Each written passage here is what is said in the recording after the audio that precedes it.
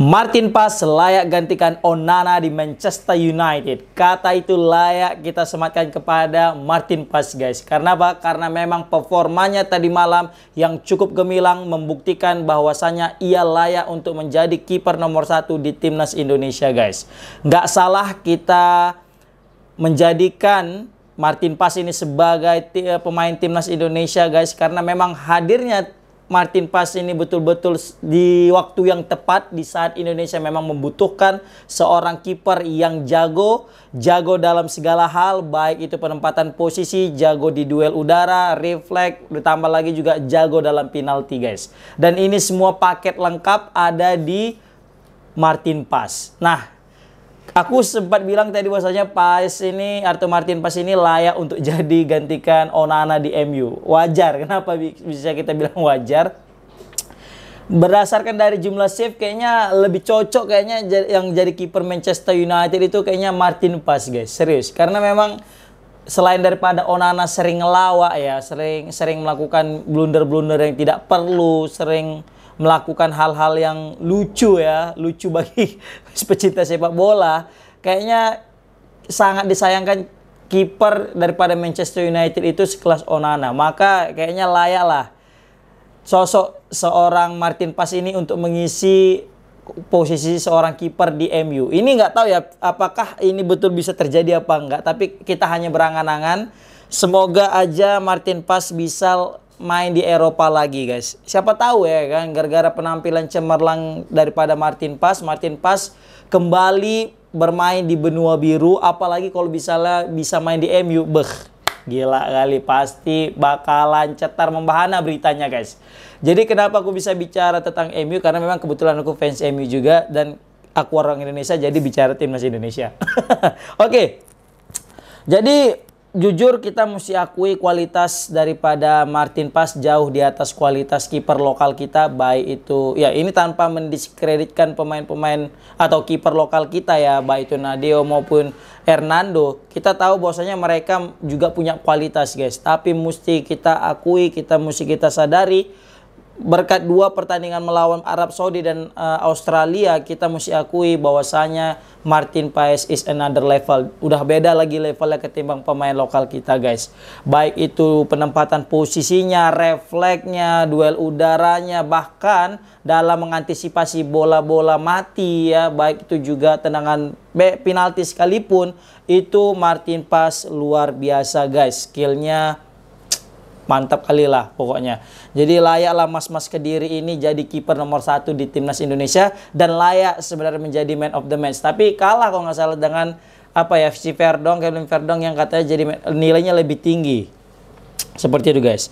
Jadi Martin Paes juga kayak gini ya karena juga dia udah terbiasa kayaknya di FC Dallas di Liga MLS digempur habis-habisan ya. Karena memang juga back yang dimiliki oleh Martin Paes di MLS juga bapuk juga gitu, sehingga mudah sekali untuk digempur. Nah, aku tidak mengatakan bahwasanya back Indonesia bapuk, tidak. Back Indonesia bagus, guys, makanya masih bisa clean sheet, tidak terjadi gol gitu kan. Tapi memang mesti jujur kita akui, Australia badannya gila, badai-badai besar ya kan. Coba ketika melawan Arab Saudi, jarang sekali Arab Saudi melakukan umpan-umpan crossing. Tapi pas lawan Australia, gila, hampir setiap main nyerang pasti ada umpan crossing.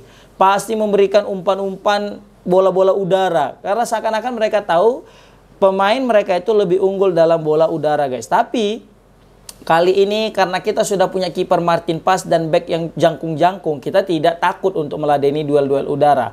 Kemarin waktu di babak 16 besar, Indonesia sangat mudah, sangat rapuh kalau dalam duel udara ya. Ditambah lagi kiper kita tidak terlalu tinggi pada saat itu.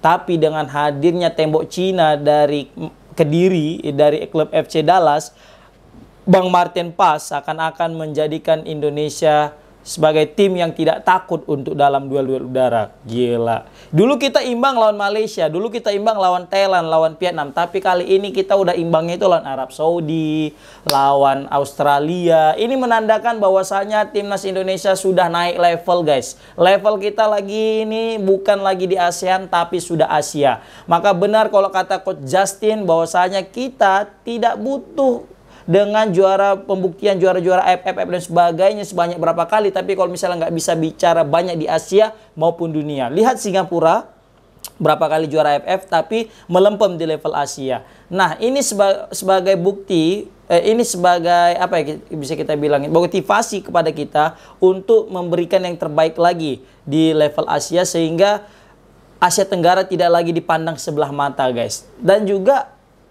nanti kalau main di AFF bisalah kita turunkan pemain-pemain Liga 1 kita, liga-liga Ligue 1 ya, kalau kata orang Liga 1 kita aja kita yang mainkan gitu. Jadi biar jadi jam terbang bagi pemain-pemain timnas Indonesia yang mungkin belum terpakai ketika di level Asia atau level dunia bisa main gitu, guys. Oke. Kembali lagi ke topik utama, yaitu Martin Paes.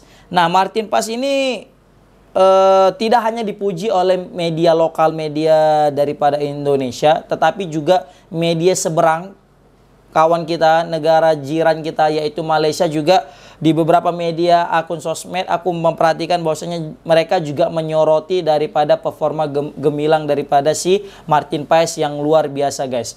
Mereka mengatakan bahwasanya Indonesia beruntung ya memiliki kiper seorang Martin Paes, dan mereka juga berharap FAM ya atau mungkin PSSI-nya Malaysia mendatangkan pemain-pemain keturunan seperti Indonesia, guys. Tidak lagi menaturalisasi pemain yang tidak ada darah Indonesianya. Mereka berharap FAM mereka ini menaturalisasi pemain yang grade A seperti Indonesia, tidak lagi grade C. Ya kan, level udah jauh kali. Makanya tidak terkejut kita melihat Indonesia sekarang jauh di atas levelnya daripada Malaysia. Meskipun Indonesia sempat disalip sama Malaysia di ranking FIFA, tapi akhirnya Indonesia menyalip kembali gara-gara hasil seri melawan Australia ini, guys. Mungkin ya Martin Paes kalau misalnya bisa ngomong, dia bilang kayak gini mungkin ya kan. Timnas kalau nggak ada saya, aduh kasihan dah. Jujur aja, kalau nggak ada Martin Paes yang mengawal kiper Indonesia lawan Arab Saudi ataupun lawan Australia, kita pasti tidak mendapatkan hasil seri. Pasti kalah, nggak mungkin enggak. Apalagi lawan Australia kemarin, itu berapa penyelamatan gemilang yang dilakukan Martin Paes? Ada sekitar 3 atau 4 penyelamatan yang dilakukan Martin Paes yang sangat-sangat brilian, yang seharusnya bisa jadi gol malah nggak jadi gol. Itulah, guys. Makanya timnas, aduh kalau nggak ada saya, aduh kasihan katanya. Oke, tapi untung Indonesia memiliki kiper sekelas Martin Paes, guys.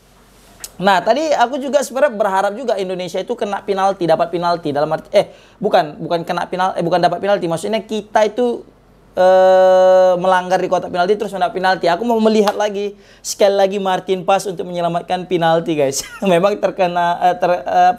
bisa dianggap konyol yang keinginan aku ini, tapi aku tak kenapa satisfying kali melihat Martin Paes ini kalau dalam adu penalti. Karena apa? Karena Martin Paes ini salah satu kiper yang paling banyak save-nya kalau dalam urusan penalti, guys. Dia udah jago dalam urusan penalti. Makanya aku penasaran pas Rizky Ridho dan tackle gitu kan, maunya penalti gitu ya kan, biar Indonesia bisa melihat lagi gimana kemampuan Martin Paes untuk melakukan save-save penalti. Tapi itu terlalu berisiko sih sebenarnya, guys. Sumpah nggak ditepis, selesai Indonesia kalah gitu ya kan. Tapi yang jelas kayak gini toh rasanya punya kiper yang jago, kan? Karena sebelumnya kita selalu mencaci maki kiper-kiper ini, apalagi netizen kan, kalau ada blunder dikit aja langsung dicaci, langsung dimaki, langsung gini-gini. Padahal kan manusia juga ya kan, setiap kiper itu pasti punya kesalahan lah, nggak ada kiper yang sempurna. Ya, tapi setidaknya dengan hadirnya Martin Paes ini juga meminimalisir segala-segala blunder yang ada, dan pemain-pemain Indonesia juga lebih tenang untuk mengawal pertahanan, dan lebih tenang juga untuk menyerang karena lini pertahanan juga sudah aman. Mungkin yang menjadi PR di sini adalah karena kita jarang sekali berhasil mencetak gol banyak ya. Apalagi lawan Australia kita nggak bisa mencetak gol karena memang kemampuan lini depan kita itu sangat minim, sangat kurang. Maka dari itu ini bisa jadi evaluasi bagi PSSI untuk segera mendatangkan pemain diaspora lagi yang berposisi sebagai striker. Komen, guys, di kolom komentar pendapat kalian tentang siapakah striker yang layak untuk didatangkan oleh Indonesia. Maksudnya pemain ini ya diaspora, guys. Atau pemain striker lokal pun komen di kolom komentar. Kan? Jika memang itu kalian rasa cocok, guys. Oke, see you next time. Assalamualaikum warahmatullahi wabarakatuh.